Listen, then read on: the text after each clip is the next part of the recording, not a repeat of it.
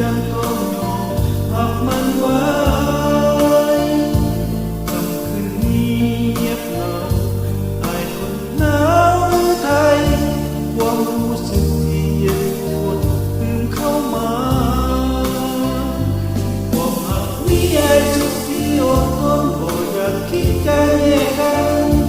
เมื่อมาถึงยุคสุดท้ายอายก็ต้องยอมพอน้องไปอย่างเสยแบบบ่หูห้องหอยอายจะกันน้ำตาเอาไว้ได้อย่างไร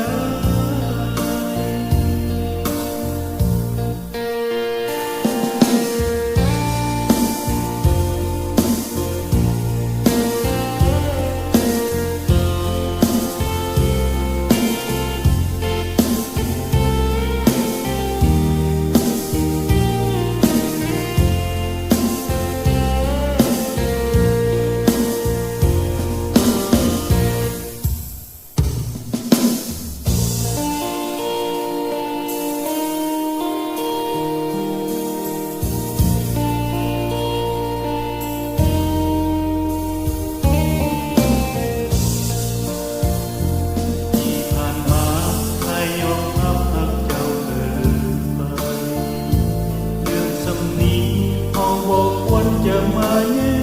กันเรื่องน้อยๆผ่านมาคนอาจจะวุ่นวายแต่แท้จริงโลกใบนี้มันสับสน